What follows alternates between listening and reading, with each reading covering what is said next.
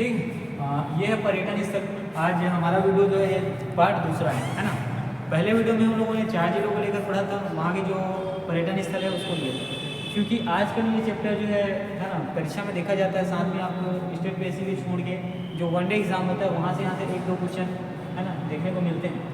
तो हम लोग अभी जो एक सीरीज चला रहे हैं छत्तीसगढ़ के, इसमें जो इम्पोर्टेंट चैप्टर है, ठीक है, और जो उसके इम्पोर्टेंट तथ्य हैं केवल उसी को ही है ना परीक्षा के दृष्टिकोण से महत्वपूर्ण है तो ज़्यादा पढ़ रहे हैं। बाकी सब चीज़ों को हल्का से टच करेंगे, फिर आगे बढ़ते जाएंगे। तो परीक्षा उपयोगी तथ्यों को यहाँ पे देखिए, ठीक है।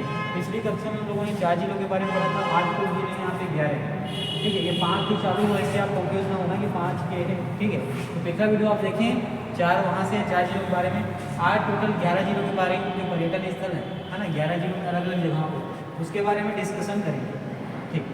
तो चलिए है ना, पहले सबसे पहले जाते हैं हम लोग बस्तर जिले में। बस्तर जिला जो है छत्तीसगढ़ का दक्षिणी हिस्सा और भाग है। याद रखना कि प्रकृति है ना, पेड़ पौधों वृक्षों के माध्यम वृक्षों को अगर आधार लिया जाए तो बहुत ही सुंदर जगह है। साथ ही के इतिहास के साथ बहुत गहरा संबंध रहा है ना। बहुत लंबे समय तक जो ये दक्षिण भारतीय जो शासक थे यहाँ पे शासन किए हैं, तो एक बहुत ही खूबसूरत जगह है। चलिए हम लोग चलते हैं है ना बस्तर। बस्तर में जाएंगे तो बस्तर जिले में जाने पर हमें मिलता है एक जगह जगदलपुर। जगदलपुर याद रखना बस्तर में है। और दंतेश्वरी मंदिर और दलपत सागर, जब प्रश्न ऐसा पूछा जाएगा कि दलपत सागर कहाँ है तो याद रखना आपको बताना है जगदलपुर। उसी प्रकार दंतेश्वरी मंदिर और दलपत सागर कहाँ है तो जगदलपुर। अब जगदलपुर के आगे निकलते हैं हम लोग, पहुँचते हैं छीन गाँव, ठीक है।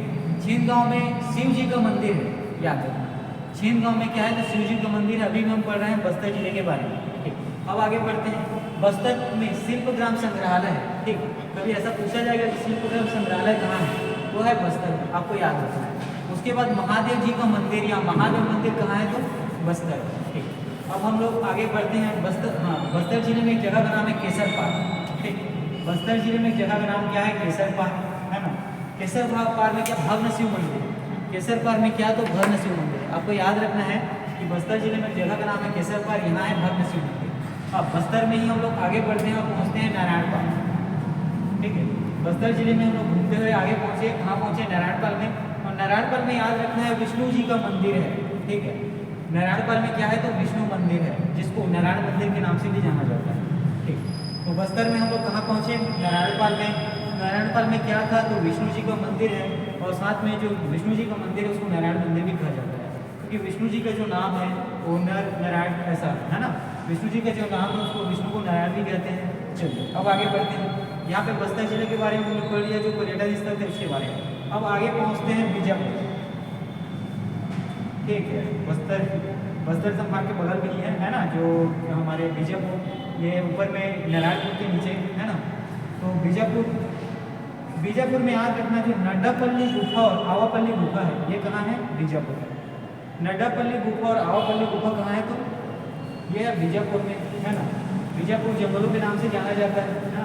बहुत बड़े जंगल यहाँ पे एरिया में वाइज देखा जाए तो जो पेड़ पौधे और वनों का जो क्षेत्र है ना वो बहुत ज़्यादा है। तो कभी आपको घूमने का मन करे गुफाओं में तो आप चले जाए नड्डापल्ली और आवापल्ली, ये कहाँ है बीजापुर में है, पर्यटन स्थल है, याद रखना।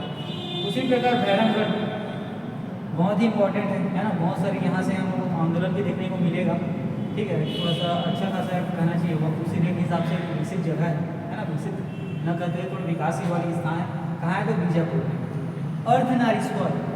अर्धनारीश्वर मंदिर कहाँ है। अर्धनारीश्वर कहने का मतलब आधा नारी वाला जो मंदिर है, ये कहाँ है भैरमगढ़ बीजापुर, याद रखना। अर्धनारीश्वर, ठीक है, मंदिर या अर्धनारीश्वर मंदिर या मूर्ति ये कहाँ है तो ये है भैरमगढ़ बीजापुर में।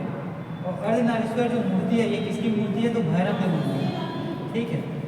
इस अर्धनारीश्वर मूर्ति या मंदिर को भैरमदेव मंदिर के नाम से भी जाना जाता है, कहाँ है तो भैरमगढ़। अर्धनारीश्वर मूर्ति है ना या अर्धनारीश्वर मंदिर को भैरमदेव मंदिर के नाम से भी जाना जाता है। और भैरमदेव मंदिर वाली स्थान रह याद रखना भैरमगढ़, ये कहाँ है तो बीजापुर। चलो बीजापुर तो अब साउथ के बाद हम लोग सीधे चले जाते हैं नॉर्थ में, और स्थान आता है जसपुर, ठीक है। बीजापुर के बाद हम लोग आगे आए साउथ में, हम छत्तीसगढ़ के साउथ स्थान पे, और आगे जसपुर में। तो जसपुर में जसपुर नगर करके स्थान है ना। रानी दाह प्रपात मतलब मैं जलप्रपात की बात कर रहा हूँ, पर्यटन स्थल है। उसी प्रकार दमेरा प्रपात और इंदिरा घाट, याद रखना रानीदाह प्रपात और धमेरादा जलप्रपात ये कहाँ है, तो ये जसपुर नगर में, ठीक है। पर्यटन स्थल है, लोग यहाँ पे क्या करने के जाते हैं, घूमने के लिए, है ना, साथ ही पिकनिक मनाने के लिए, अच्छा समय व्यतीत करने का बहुत ही अच्छा जगह। रानीदाह याद रखना, अभी रानी दरहा भी आएगा, ठीक है। तो रानी जो दाह है ये इंपॉर्टेंट है, इसको याद रखिए क्योंकि आगे जाके जब हम पढ़ेंगे तब कंफ्यूज ना हो। रानीदाह प्रपात और धमेरा जल प्रपात ये है जसपुर नगर में। उसी प्रकार इंदिरा घाट, इंदिरा घाट कहाँ है, तो जसपुर नगर में, याद रखेंगे, है ना। प्रश्न ऐसा पूछा जाएगा कि रानीदाह प्रपात, धमेरा प्रपात या इंदिरा घाट से रिलेटेड प्रश्न पूछा जाएगा कि किस नगर में है ना, किस जिले में है, तो याद रखना जसपुर नगर, जसपुर जिले में। अब बगीचा एक स्थान है, ये कहाँ है, जसपुर जिले में, याद रखना बगीचा स्थान है जसपुर जिले में। यहाँ नाशपत्ती और लीची और साथ में आम के बगीचों की घाटी, ठीक है। नाशपत्ती और लीची के उत्पादन, ठीक है, नाशपत्ती और लीची बहुत अधिक संख्या में यहाँ पे क्या किए जाते हैं, उत्पादित किए जाते हैं। बहुत अधिक संख्या में नाशपत्ती और लीची यहाँ होता है, इसीलिए इस स्थान का नाम बगीचा है, ठीक है। इसीलिए स्थान का नाम क्या है, बगीचा है। लीची भी बहुत अधिक संख्या में यहाँ क्या उत्पन्न होता है, उसी प्रकार उत्पादित किया जाता है, और नाशपत्ती भी बहुत अधिक संख्या में यहाँ उत्पादित किया जाता है। तो ये जसपुर में जो बगीचा है इसको याद रखेंगे, नाशपत्ती और लीची बहुत अधिक होता है ना। नाशपत्ती और लीची जो ये फल है यही बगीचा की पहचान है। आम के बगीचों की घाटी, ठीक है, आम भी बहुत ज़्यादा संख्या में होता है, आम के पेड़ बहुत हैं, है ना, आम का उत्पादन भी बहुत ज़्यादा यहाँ पे किया जाता है। तो आम की बगीचों की घाटी के बारे में पूछा जाएगा, तो ये कहाँ है, ये है बगीचा जसपुर, है ना। बस ये है बगीचा जसपुर नगर में या जसपुर, है ना, जसपुर नगर में या जसपुर के कहाँ, तो बगीचा तहसील, ठीक है, याद रखना बगीचा में। उसी प्रकार अब मोस्ट इंपॉर्टेंट चीज़ पर आगे बढ़ते हैं, खुड़िया रानी की गुफा, ठीक है। जो खुड़िया रानी की गुफा ये भी बगीचा जसपुरपुर में है ना, जसपुर में। याद रखना कि जो खुड़िया रानी की गुफा है ये है बगीचा जसपुर, ठीक, बहुत इंपॉर्टेंट है। और साथ में खुड़िया रानी की गुफा भी है, खुड़िया रानी प्रपात भी है, ठीक है। खुड़िया रानी की गुफा और खुड़िया रानी जलप्रपात ये भी कहाँ है, तो बगीचा में, आपको याद रखना, ठीक। अब सन्ना करके एक जगह है, ये भी कहाँ है, तो जसपुर में। ये क्या है, प्राकृतिक स्थल है, ठीक है, प्राकृतिक स्थल है, पर्यटन स्थल है, लोग वहाँ घूमने को जाते हैं। तो सन्ना करके जो स्थान है कहाँ है, जसपुर में है, प्राकृतिक स्थल है, पर्यटन स्थल है, याद रखना। अब जसपुर में ही हम लोग आगे घूमने गए और पहुँचे कहाँ, पत्थल गाँव, ठीक है। जसपुर में ही हम लोग कहाँ पहुँच गए, पत्थल गाँव, जो किलकिला घाटी है, ठीक है, किलकिला घाटी है पत्थल गाँव जसपुर में। याद रखना बहुत इंपॉर्टेंट है, जो किलकिला घाटियाँ हैं या घाटी है ये कहाँ है, तो पत्थल गाँव जसपुर में है। उसी प्रकार जसपुर में बहुत अच्छी सुंदर सी जगह है कुनकुरी, ठीक है, बहुत ही सुंदर जगह है, आप जाना यहाँ विजिट करना, ठीक है। यहाँ है महागिरजाघर, ठीक है, महागिरजाघर मतलब क्या है, जो ईसाइयों का जो चर्च होता है ना, ये बहुत बड़ा है। एशिया का दूसरा बड़ा चर्च कहाँ है, तो यह है कुनकुरी जसपुर में। याद, एशिया का दूसरा बड़ा चर्च कहाँ है, तो यह है कुनकुरी जसपुर में। इसीलिए जो बहुत बड़ा है ना, दूसरा बड़ा है पूरे एशिया का, भारत का ही नहीं, इसीलिए इसको क्या कहा गया, महागिरजाघर किया गया।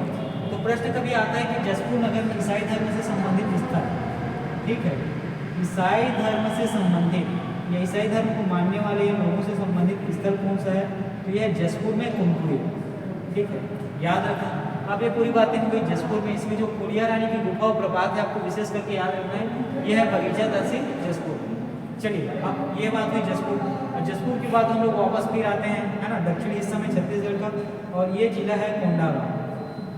कौन सा जिला है, कोंडागांव। कोंडागांव में पर्यटन स्थल के बारे में देखते हैं।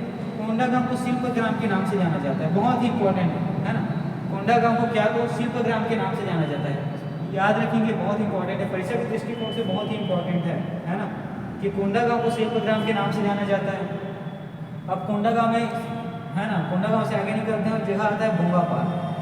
भोंगापाल में क्या है, बौद्ध चैत्यगृह, ठीक है, भोंगापाल में क्या है, बौद्ध चैत्यगृह। कभी ऐसा प्रश्न आता है कि बौद्ध चैत्यगृह कोंडागांव में किस स्थान पे है, तो याद रखना भोंगापाल। यहाँ से आपको यहाँ से आपको एक समझ में आना चाहिए, जब मैं चैत्यगृह विहार, कुटी विहार, है ना, या ठीक है, इन सब स्थानों के बारे में जब बात करता हूँ तो ये क्या है, बौद्ध धर्म से संबंधित है। याद रखना कि जो ये भोंगापाल है ना, कोंडागांव, ये बौद्ध धर्म से संबंधित है, ठीक है। भोंगापाल कोंडागांव किससे संबंधित है, तो बौद्ध धर्म से संबंधित है। इसके पहले मैं हम लोगों ने पढ़ा था जसपुर जिले में जो कुनकुरी है ये ईसाई धर्म से संबंधित था, ठीक। अब कोंडागांव में भोंगापाल से निकल के दूसरी जगह घूमने जाते हैं और वो स्थान मिलता है गढ़धनौरा। याद रखना, भोंगापाल से निकले और हम लोग पहुंचे कोंडागांव जिले में, कहाँ, तो गढ़धनौरा में। इंपॉर्टेंट है, जो पसाड़ घेरे मिले हैं, ठीक है, जो पसाड़ घेरे मिले हैं वो कहाँ मिले हैं? गढ़धनौरा कोंडा गांव में। उसी प्रकार प्राचीन भग्न ईंटों का मंदिर, प्राचीन भग्न ईंटों का मंदिर, ठीक है, कहाँ मिला है? गढ़धनौरा कोंडा गांव। प्राचीन भग्न ईंटों का मंदिर कहाँ में देखने को मिला है? तो ये गढ़धनौरा कोंडा गांव, ठीक। और कोंडा गांव में फिर आगे घूमते हुए गए, कोंडा गांव में हम लोग मिलता है केसकाल घाटी। याद रखना केसकाल घाटी कहाँ है? बहुत ही सुंदर जगह है ना। 12 इसमें मोड़ है। पेपर में पिछले PSC में शायद ये पूछा गया था कि केसकाल घाटी में जो मोड़ों की संख्या कितनी है? तो 12 है, ठीक है। इसको ध्यान रखना, केसकाल घाटी बहुत ही सुंदर जगह है। मैंने इस जगह विजिट किया हूँ, आप एक बार जाके देखना है, ठीक है। चलिए, तेरिंग माता का मंदिर घाटी के ऊपर में ही बसा हुआ है ना। सभी जो वहाँ पे वाहन है ना, ज़्यादातर लोग वहाँ पे थोड़ा सा रुकते हैं, जैसे बस है ना, यात्री बस जो है थोड़ी देर वहाँ पे रुकते हैं, थोड़ा सा भगवान को है ना अपना प्रणाम करते हैं, उसके बाद ही थोड़ा सा आगे बढ़ते हैं। गाड़ी उसके बाद ही आगे बढ़ जाते हैं। ऐसी यहाँ की थोड़ी सी मान्यता है ना। तो तेरिंग माता का मंदिर ये पूछा जाता है कहाँ है? तो केसकाल घाटी में, ठीक है। और मोड़ भी ऐसा ही थोड़ा सा गोल गोल सा है ना, गोल गोल सा है। जिनको चक्कर ऊपर आता है उनको, ठीक है, उनके लिए ये जगह थोड़ी सी है ना स्वास्थ्य की दृष्टि से। तो तेरिंग माता का मंदिर ये कहाँ है? केसकाल घाटी। याद रखना, घाटी में जब पूरी तरीके से आप ऊपर चढ़ेंगे तो वहाँ पे मिलेगा तेरिंग माता का मंदिर, है ना। जब आप केसकाल घाटी में एंटर करते हैं तो लेफ्ट साइड में है, ठीक है। और फूलों की घाटी, ठीक है, बहुत सारे फूल यहाँ पे लगाए गए हैं। जब फूल यहाँ पे है ना, जब फूल जो पतझड़ के बाद जब सदाबहार मौसम आता है, जब फूल वहाँ पे लगते हैं तो इन फूलों की खुशबू भी आती है, बहुत सुंदर लगता है। तो याद रखना फूलों की घाटी कहाँ है? तो ये केसकाल घाटी है। याद रखना फूलों की घाटी और लोरों की घाटी दोनों अलग अलग है ना। लोरों की घाटी के बारे में आगे आपको बताऊंगा। तो फूलों की घाटी और तेरिंग माता का मंदिर कहाँ है? केसकाल घाटी में, ठीक है, इंपॉर्टेंट है, याद रखना। यहाँ से कोंडा गांव का जो पर्यटन स्थल है ना, इसके बारे में कुछ पर्यटन स्थल के बारे में लोगों ने आगे पढ़ा और है, लेकिन परीक्षा उपयोगी से ये जो महत्वपूर्ण इसको मैंने आपको बताया, ठीक। अब कोंडा गाँव से फिर हम लोग निकल के पहुँच गए दुर्ग जिले में। किस जिले में? दुर्ग जिले में। तो दुर्ग जिले में आपको स्थान का नाम याद रखना है धमधा, ठीक है। धमधा कहाँ है? तो ये दुर्ग जिले में है। और धमधा में शिव मंदिर है और साथ में चतुर्भुजी मंदिर भी है, ठीक है। शिव मंदिर और चतुर्भुजी मंदिर कहने का मतलब जो 4 भुजाओं की मंदिर है ना भगवान की, वो कहाँ है? तो दुर्ग में। याद रखना धमधा में शिव मंदिर है, चतुर्भुजी मंदिर है। साथ में प्राचीन किला, हमें किला कहाँ देखने को मिलेगा? तो धमधा दुर्ग में। जो पुराने समय का बना हुआ किला या प्राचीन किला कहाँ है? तो दुर्ग में, ठीक। अब दुर्ग में एक जगह आता है ना, भिलाई जाते हैं। भिलाई में हमें मैत्री बाग देखने को मिलता है, ठीक है। भिलाई में क्या मिलता है? हमें मैत्री बाग देखने को मिलता है। मैत्री बाग जो है भारत और रूस की मित्रता का प्रतीक है। याद रखिएगा, मैत्री बाग जो है भारत और रूस की मित्रता का प्रतीक है ना। आप यहाँ घूमिए, बड़ा सा जगह है, यहाँ भी फूल आपको बहुत सारे फूल देखने को मिल जाएंगे, है ना। साथ में जानवर भी देखने को मिलेंगे, पशु पक्षी भी यहाँ पे देखने को मिलेंगे यहाँ, ठीक। अब भिलाई के बाद हम लोग आगे निकलते हैं और दुर्ग में ही पहुँचते हैं देवब्लॉक।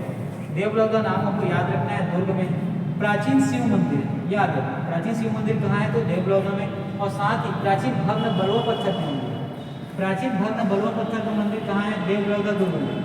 याद रखना, बहुत इंपॉर्टेंट है। प्राचीन भग्न बलुआ पत्थर का मंदिर कहाँ है? तो देवब्लॉक में, है ना, देवब्लॉक में। उसी प्रकार यहाँ पे हम लोगों ने इसे प्राचीन भग्न ईंटों का मंदिर, याद रखना, प्राचीन भग्न ईंटों का मंदिर ये पड़ा था गढ़धनौरा कोंडा गाँव में। अब हम लोग पढ़ रहे हैं प्राचीन भग्न बलुआ पत्थर मंदिर, ठीक है, बलुआ पत्थर मंदिर ये कहाँ है? देवब्लॉक दुर्ग। अब हम इसके बाद आगे बढ़ते हैं, नथपुरा पहुँचते हैं, ठीक है। दुर्ग जिले में देवब्लॉक से आगे निकले, है ना। अब हम लोग पहुँच गए नथपुरा। नथपुरा में जैन धर्म का तीर्थ स्थल इंपॉर्टेंट है, याद रखना। परीक्षा के दृष्टिकोण से ऐसा पूछा जाता है, जो धार्मिक स्थल है ना उसको विशेषकर आजकल परीक्षा में पूछा जा रहा है, ऐसा देखा जा रहा है। तो जैन धर्म का जो तीर्थ स्थल है यह है नथपुरा दुर्ग, ठीक। साथ में नथपुरा में नागदेव मंदिर और शिव मंदिर भी, ठीक। याद रखना, नागदेव मंदिर और शिव मंदिर कहाँ है? तो नथपुरा में है। और जैन धर्म का तीर्थ स्थल कहाँ है? तो नथपुरा में, ठीक। अब हम लोग बात करते हैं बानाव्रत, ठीक है। ऐतिहासिक स्थल है, याद रखना। बानाव्रत कहाँ है? दुर्ग में है। यहाँ से हमें इतिहास में जब पढ़ेंगे तो बहुत सारी चीज़ें देखने को मिलेगी, एक इतिहास का इस स्थल से बहुत गहरा संबंध है। तो बानाव्रत दुर्ग में विष्णु मंदिर है, याद रखना। बानाव्रत में है क्या? विष्णु मंदिर, ठीक है।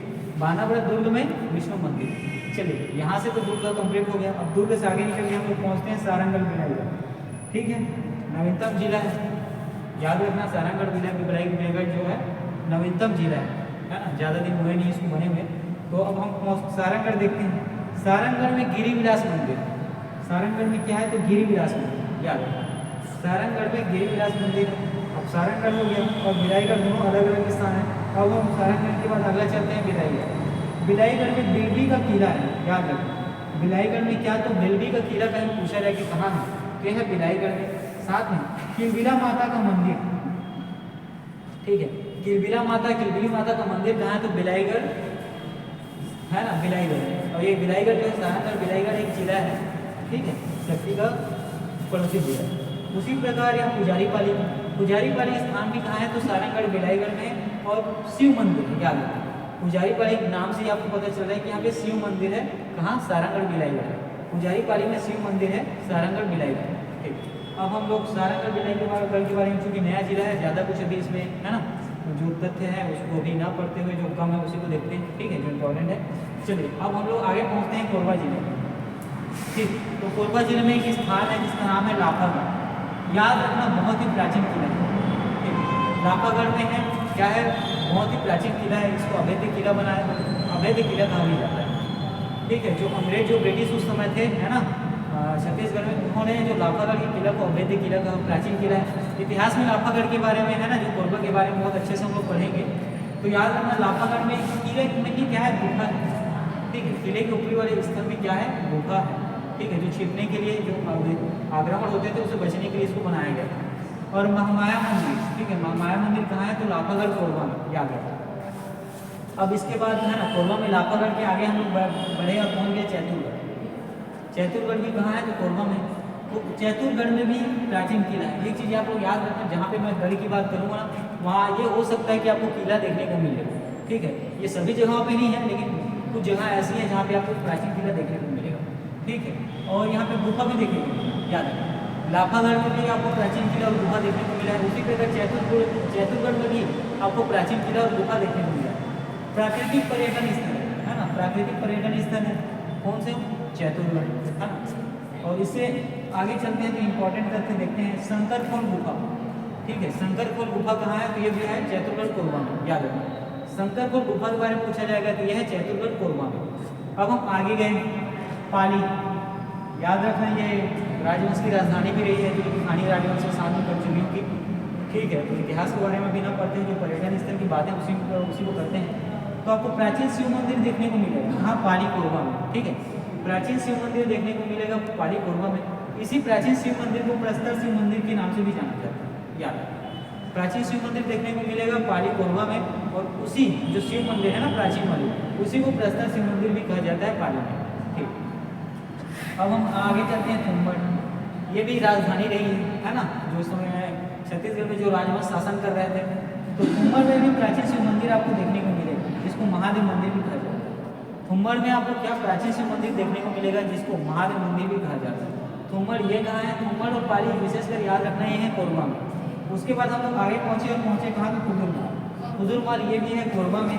कबीर पंथ की जो गद्दी स्थापित है, ये है कुदुरमाल, ठीक है। कुदुरमाल में कबीर पंथ की जो गद्दी है ना, कबीर पंथ है ना, कबीर का नाम सुने होंगे आप, गुरु नाम है ना, कबीर का नाम आप सुने होंगे। तो ये कबीर धर्म से संबंधित है। सबसे पहले याद रखना है, कुदुरमाल जो है कबीर धर्म से संबंधित स्थल है, ठीक है, कबीर धर्म से संबंधित स्थल है। और कबीर पंथ की जो गद्दी है वो कहाँ है, तो कुदुरमाल में, ठीक है।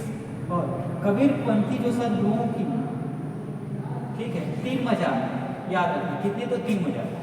कबीर पंथी जो सदगुरुओं की 3 मजार है कहाँ है, कुदुरमाल कोरबा में, याद रखना। यहाँ पे बड़ा मेला भी लगता है ना, कुदुरमाल में बड़ा मेला यहाँ पे लगता है, जो कबीर धर्म से संबंधित है। और कबीर पंथ की जो गद्दी है ये कुदुरमाल कोरबा में है। और सदगुरुओं की 3 मजार, ये भी आपको कुदुरमाल कोरबा में देखने को मिलेगा। याद रखना, मैं इस चीज़ को बार बार रिपीट करके इसलिए पढ़ा रहा हूँ इन तथ्यों को, ताकि आपको यही याद हो। कोशिश करें आप इन तथ्यों को याद रखें, और परीक्षा में आपको 1 या 2 नंबर के प्रश्न यहाँ से देखने को मिलेंगे, ठीक। पिछली वाले जो वीडियो है उसमें हमने 4 जिलों के बारे में डिस्कशन किया था। आज हमने 4 जिले से आगे बढ़ के 7 आगे जिले और पढ़े, और कुल 11 जिले आज हम पढ़ चुके हैं, ठीक। इसमें जो 33 जिले हैं हमारे वर्तमान में, सभी जगह के जो पर्यटन स्थल, जो प्राकृतिक स्थल, परीक्षा के दृष्टिकोण से जो इम्पोर्टेंट है उसको मैं यहाँ पे बताऊँगा, ठीक है। तो चलिए आज की क्लास यहीं पर रहेगा। आप अच्छे से पढ़ें, है ना, इन जो तथ्यों को बताया गया इसको बार बार पढ़ें, रिविजन करें, ताकि आप भूल ना सकें। और साथ में ये जो है स्टेट पीएससी के साथ जो वनडे एग्जाम होता है उसके लिए भी महत्वपूर्ण, ठीक। आज का क्लास हम लोग यहीं एंड करते हैं। अगले क्लास में इससे आगे बढ़ेंगे 11 जिले से आगे, ठीक। चलिए।